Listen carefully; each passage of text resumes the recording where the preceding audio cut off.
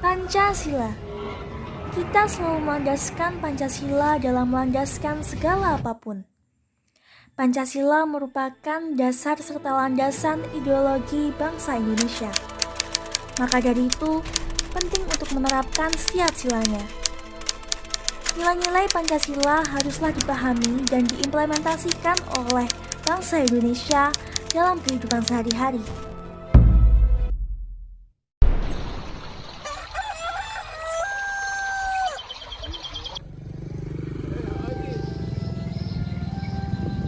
Contohnya, dalam kehidupan bermasyarakat seperti gotong royong dalam melestarikan alam. Di sini saya menemui para warga yang sedang gotong royong menyuburkan sawah. Ada yang menyangkul, membuat aliran air, dan ada beberapa yang menanam bibit padi.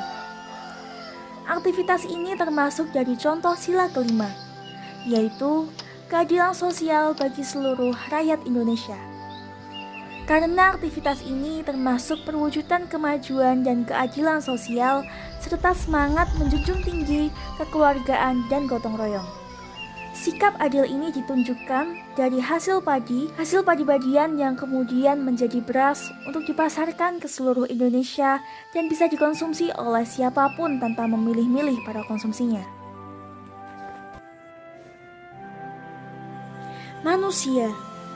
Manusia diciptakan oleh Sang Pencipta dengan tujuan agar manusia beribadah kepadanya. Belum lepas dan masih berhubungan dengan sila, yaitu sila pertama, ketuhanan yang Maha Esa.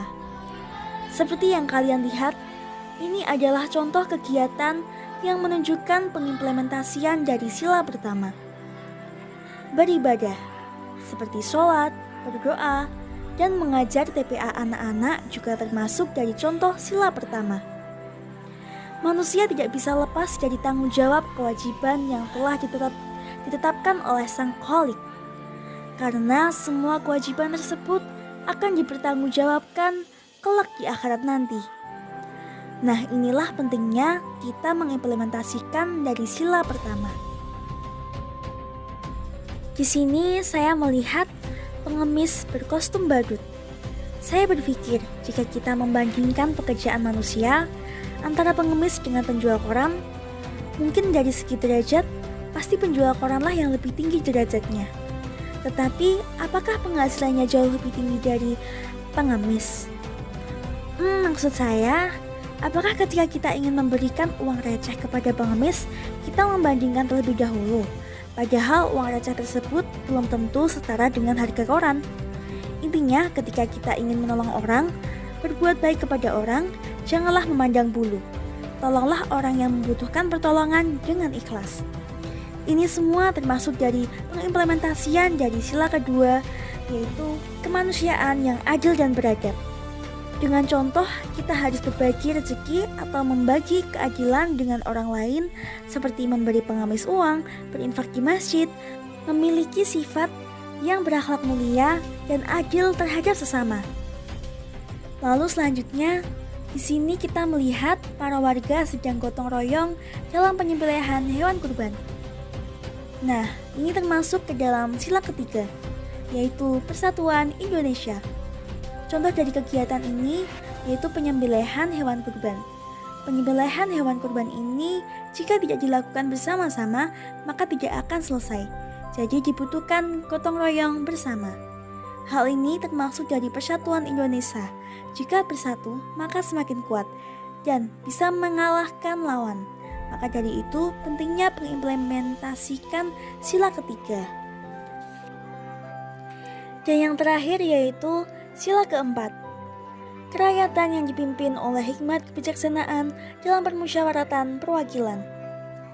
Kegiatan yang seperti kita lihat adalah bermusyawarah dalam menentukan atau mengajukan sesuatu hal yang harus disepakati bersama. Di dalam sila keempat ini, ada beberapa hal yang harus diterapkan dalam kehidupan sehari-hari. Yang pertama, menghormati orang lain yang ingin memberikan pendapat. Lalu yang kedua, tidak memaksakan orang lain untuk setuju dengan pendapat kita. Lalu yang ketiga, melakukan hal yang diputuskan lewat musyawarah yang baik.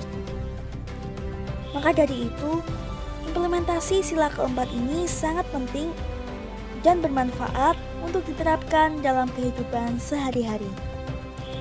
Hanya dengan dasar Pancasila, bangsa Indonesia akan menjadi bangsa yang kokoh, kuat, mandiri, dan disegani. Pancasila juga menjadikan bangsa Indonesia dari Sabang sampai Merauke tetap bersatu dalam bingkai negara kedaulatan Republik Indonesia.